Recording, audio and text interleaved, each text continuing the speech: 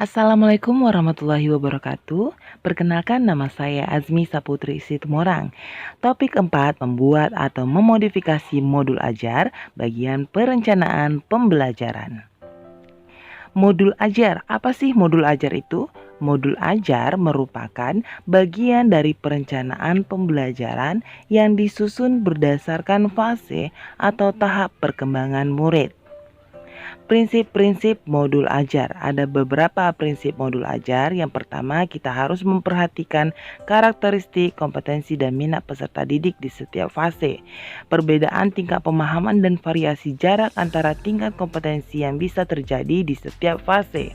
Kemudian melihat dari sudut pandang pelajar bahwa setiap peserta didik itu unik, bahwa belajar berimbang antara intelektual, sosial, dan personal. Semua hal itu penting dan saling berhubungan.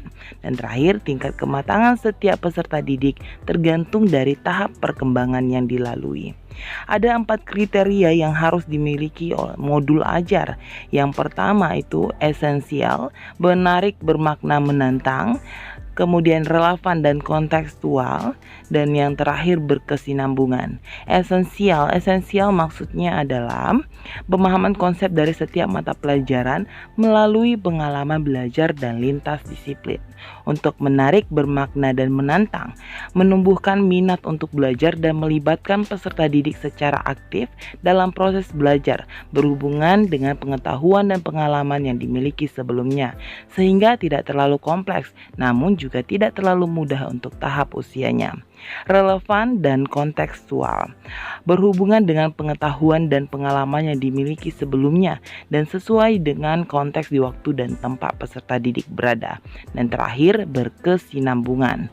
Berkesinambungan maksudnya adalah keterkaitan alur kegiatan pembelajaran sesuai dengan fase belajar peserta didik. Oke, bagian selanjutnya yang akan saya jelaskan yaitu mengenai prosedur penyusunan modul ajar. Ada beberapa tahapan. Yang pertama, analisis kondisi dan kebutuhan guru, peserta didik, serta satuan pendidikan. Yang kedua, identifikasi dan tentukan dimensi profil pelajar Pancasila. Yang ketiga, tentukan alur tujuan pembelajaran yang akan dikembangkan menjadi modul ajar. Yang keempat, susun modul ajar berdasarkan komponen yang tersedia. Yang kelima yaitu pelaksanaan pembelajaran, dan tahapan yang terakhir itu adalah kita melaksanakan evaluasi dan tindak lanjut. Baiklah, yang akan selanjutnya dibahas yaitu mengenai komponen modul ajar yang berisi informasi umum, komponen inti, dan juga lampiran.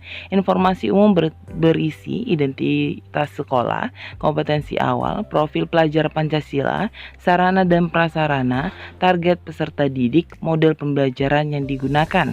Untuk komponen inti, tujuan pembelajaran, pemahaman bermakna, pertanyaan pemantik, persiapan pembelajaran, kegiatan pembelajaran, asesmen, pengayaan dan remedial, dan yang terakhir refleksi peserta didik dan guru. Untuk bagian lampiran itu berisi lembar kerja peserta didik, bahan bacaan guru dan peserta didik, glosarium, dan terakhir yaitu daftar pustaka. Oke, baiklah Bapak Ibu, hanya itu yang dapat saya sampaikan dalam modul ajar ini.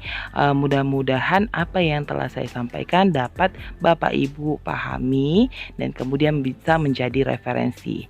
Oke, saya ucapkan terima kasih. Wassalamualaikum warahmatullahi wabarakatuh.